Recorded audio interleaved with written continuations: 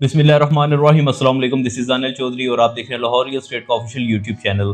तो जैसे कि आपने इस चैनल के ऊपर हमारी काफ़ी सारी पॉडकास्ट देखी होंगी, तो आज हमने जो है शाहिद भाई को बुलाया है और इनके साथ हम लोग कुछ क्रॉस क्वेश्चनिंग करेंगे डीएचएफ फेज़ 7 के हवाले से। तो शाहिद भाई कैसे हैं आप, ठीक हैं? अल्लाह का शुक्र दानी यार, आप कैसे? आप ठीक ठाक हैं? अल्हम्दुलिल्लाह बिल्कुल फिर ठीक-ठाक। शाहिद भाई सबसे पहले तो आपका बहुत शुक्रिया कि आपने हमें टाइम दिया बहुत और शुक्रिया आपका भी। जो है आज हम लोग एक पॉडकास्ट जो है ये बना रहे हैं अपने क्लाइंट्स के लिए। हमें काफ़ी सारी कॉल्स आती हैं, काफ़ी क्वेश्चंस आते हैं डीएचए से रिलेटेड। आप माशाल्लाह कोयटा को भी बड़ा अच्छा डील कर रहे हैं, हम आपकी वीडियोस देखते रहते हैं। तो आज हम आपसे ना बात करेंगे फेज़ 7 के हवाले से। ठीक है। तो 7 का भी हमने देखा, आप माशाल्लाह काफ़ी टाइम से इसके ऊपर काम कर रहे हैं।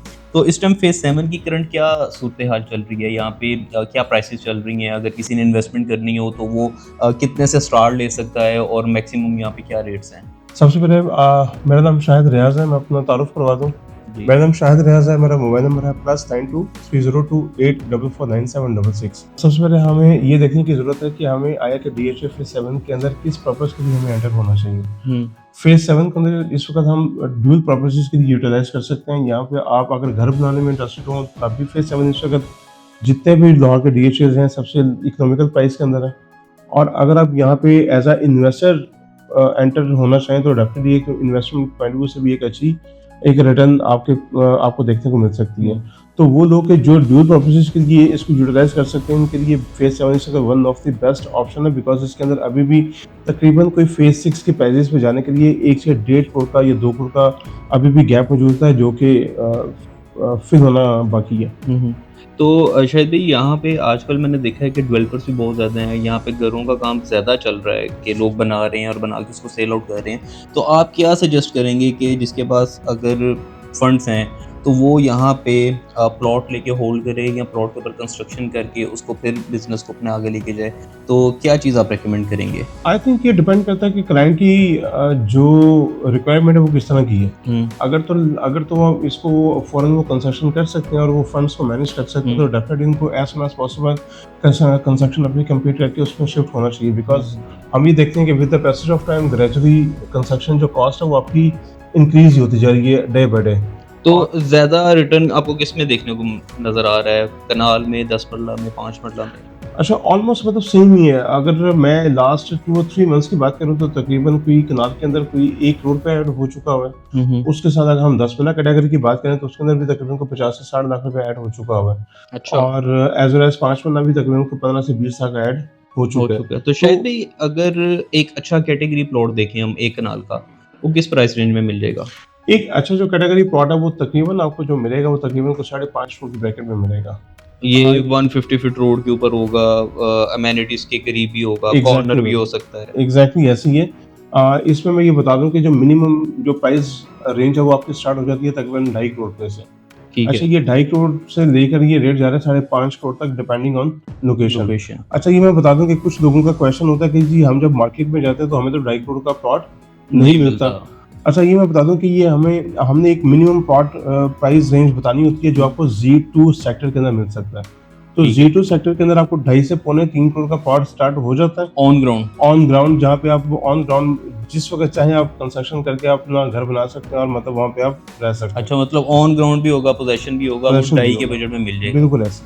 तो उसकी लोकेशन कैसी है उस एरिया लोकेशन की? बहुत बेहतर है, बिकॉज़ वो बेरिया से अगर कल को उसकी एक्सेस हुँ, ओपन हो जाती है तो वो कल से बेरिया से उसको आपको एक अच्छी अपॉर्चुनिटी मिल सकती है। आपका वो बेरिया की तरफ से फर्स्ट ब्लॉक बन जाएगा। आप विदिन मेरे ख्याल 5 टू 7 मिनट्स के अंदर नवाज शरीफ इंटरचेंज के ऊपर आप पहुँच जाते हैं। और उसके लिए आपको तकरीबन और कुछ 6 माह से 1 साल तक का वेट करना पड़ेगा। जैसे ही वहाँ पे एक्सेस ओपन हो जाएगी तो आपके लिए एक सुनहरी मौका है कि आप उस अपॉर्चुनिटी से फ़ायदा उठा सकते हैं। हुँ। अच्छा शायद भी एक चीज़ और आपसे पूछनी थी, हमें काफ़ी इसकी भी जो है क्यूरीज़ आती हैं। जिन लोगों ने फेज़ 7 की फाइल्स परचेज़ करके रखी हुई हैं, उनकी बैलेटिंग कब होगी? वो उनका नंबर कब आएगा? अच्छा, ये लास्ट हमें तकरीबन काफ़ी ज़्यादा कॉल्स आ रही हैं कि शायद भी हमें तो 2 साल हो गए, हमने फाइल्स हुँ, वगैरह होल्ड की हुई हैं, या किसी को 3 साल हो गए हैं, तो ये कब तक एक्सपेक्टेड है? मैं ये समझता हूँ कि डीएसए ने अभी तक उसके ऊपर कोई वाज़ह का जवाब तो नहीं दिया। हुँ, हुँ। बट एक्सपेक्टेशन तो यही है कि डीएसए ये 2027 में, अगले साल, इस साल में तो बहुत मुश्किल है वो करे। नेक्स्ट ईयर में किसी वक़्त भी वो बैलेट कर सकता है। मोस्ट प्रोबेबली कि जब भी इसने बैलेट किया है वो जून के बाद ही किया है। हुँ, हुँ। ठीक है? तो हम ये एक्सपेक्ट कर सकते हैं 2027 जून के बाद, जून और दिसंबर के बिटवीन कोई भी वो टाइम फ्रेम हमें दे सकता है और बैलेटिंग एक्सपेक्टेड है। ठीक है, तो शायद भी कोई इसके बारे में बता सकते हैं कि किस एरिया को टारगेट किया जाएगा? कहाँ पे बैलेट करेंगे ये? कोई कोई हिंट?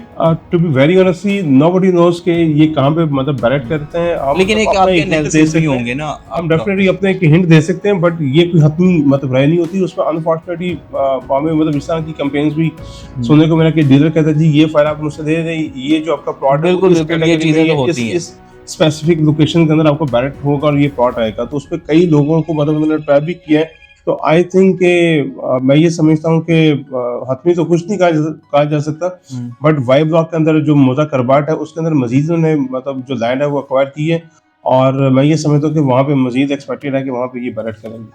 अच्छा, शायद भी हमारी वीडियो काफ़ी लंबी हो रही है। एक लास्ट आपसे क्वेश्चन ये पूछेंगे, ये भी हमारे क्लाइंट्स के ही क्वेश्चन्स हैं। आप जो है वो डील किस तरह से करते हैं? मतलब आप कमीशन चार्ज करते हैं या आपका क्या तरीक़ेकार होता है? ज़रा ये भी थोड़ा बता दें।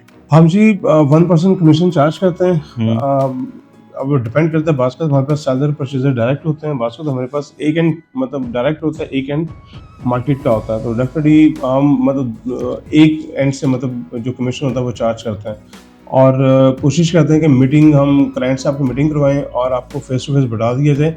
पर वो डिपेंड ये करता है कि आपकी ऑफर कितनी रियलिस्टिक है या कितनी क्लोज है जो सेलर की जो डिमांड है उसके हाँ, साथ मतलब अगर मैच उसके करती है। नियर बाय है तो अगर फिर आप उसके नियर मीटिंग बाय है करवा और देते हैं। मैच कर रही है तो डेफिनेटली हम और आप नियर बाय किसको कहते हैं?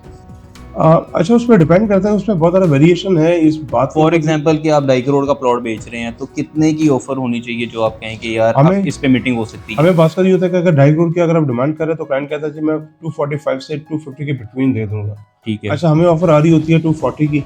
हुँ। अच्छा, हम अगर 240 की ऑफर आ जाए तो हम कोशिश करते हैं कि उनको अपनी मीटिंग हो आपस में जाए। मीटिंग करवा दें, और ताकि दोनों पार्टी जो सेलर या बायर हैं वो आपस में मिलकर इसको फाइनलाइज कर सकें। अच्छा, बिल्कुल। बात का ये होता है कि क्लाइंट हमें ऑफर दे रहा होता है 225 की, और साथ वो कहता है जी मेरी मीटिंग अरेंज कर दे, तो उसमें जो सेलर है वो नाराजगी का इजहार करता है कि हम क्योंकि गैप बहुत ज़्यादा मौजूद है तो हमें मतलब मीटिंग के मीटिंग लिए नहीं क्यों करनी नहीं चाहिए करनी या चाहिए टाइम थी? वेस्ट नहीं। जी, बिल्कुल ठीक है। बहुत शुक्रिया शाहिद भाई। फर्दर इन्फॉर्मेशन के लिए आप शाहिद भाई से एनी टाइम कॉन्टैक्ट कर सकते हैं। +92 302 844 9766।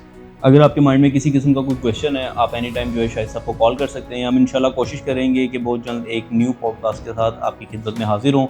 आपकी कीमती टाइम का बहुत शुक्रिया। थैंक यू शाहिद भाई। बहुत शुक्रिया आपका। अल्लाह धन्यवाद। हाफ़िज़। Thank you.